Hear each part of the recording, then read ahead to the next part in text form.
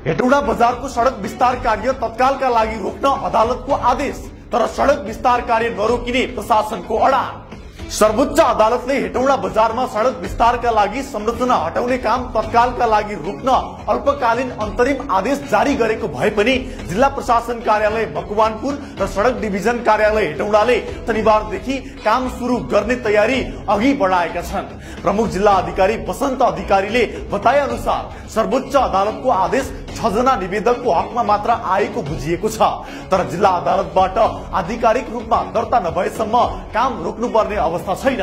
उनले स्पष्ट पारे व्हाट्सएपमा पठाइएको कागज वा व्यक्तिगत रूपमा आएको पत्रले अभियान रोकिन्न, आधिकारिक पत्र आउनुपर्छ, त्यसपछि मात्र कानून अनुसार काम रोक्न सकिन्छ।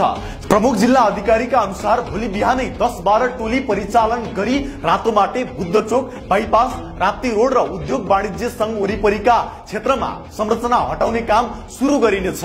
उनले भने घर तत्काल भत्काउने होइन, तर व्यापार व्यवसाय सञ्चालन असम्भव हुने गरी सटर र बोर्ड हटाइनेछ। अदालतको आधिकारिक पत्र आएमा मात्र 6 जनाको हकमा विचार गरिनेछ, बाँकी क्षेत्रमा काम यथावत जारी रहनेछ। सडक डिभिजन कार्यालयले पनि मंसिर 20 गतेबाट सडक सीमा भित्रको संरचना हटाउने तयारी रहेको जनाएको छ। डिभिजनका अनुसार मंसिर 5 मा जारी 15 दिने अल्टिमेटमको म्याद सकिएको छ र अहिलेसम्म कुनै रोक आदेश प्राप्त भएको छैन। यसअघि रासोपा नेत्री तथा पूर्व सांसद बिन्दवासिनी कंसाकारले 16 मंसिरमा हेटौडा सडक विस्तार विरुद्ध सर्वोच्चमा रिट दायर गरेकी थिइन्। सो रिटमाथि शुक्रबार सुनवाई गर्दै सर्वोच्चले अल्पकालीन अन्तरिम आदेश जारी गरेको हो।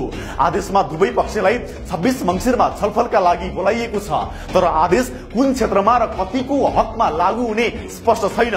सडक विस्तार अन्तर्गत महेन्द्र राजमार्गको रातोमाटेदेखि बुद्धचोक हुँदै राप्ती पुलसम्म र त्रिभुवन राजपथको बुद्धचोकदेखि सामरी पुलसम्म करिब 9.5 किलोमिटर क्षेत्रमा 531 संरचना हटाइने योजना छ। सडक डिभिजनका अनुसार सडकको केन्द्रबिन्दुबाट 25-25 गज भित्र दायाँतर्फ 234 र बायाँतर्फ 297 संरचना हटाइनेछ।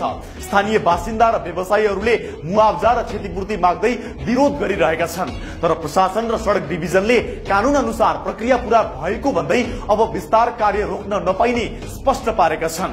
यस घटनाक्रमले हेटौडा बजारमा सडक विस्तार र स्थानीय हित बीचको तनाव अझ स्पष्ट बनाएको छ। सर्वोच्चको आदेश र प्रशासनको तयारी बीचको यस द्वन्द्वले आगामी दिनमा कानूनी प्रक्रिया र कार्यान्वयन बीच कस्तो तालमेल हुन्छ भन्ने विषय सबैको ध्यानाकर्षणमा छ।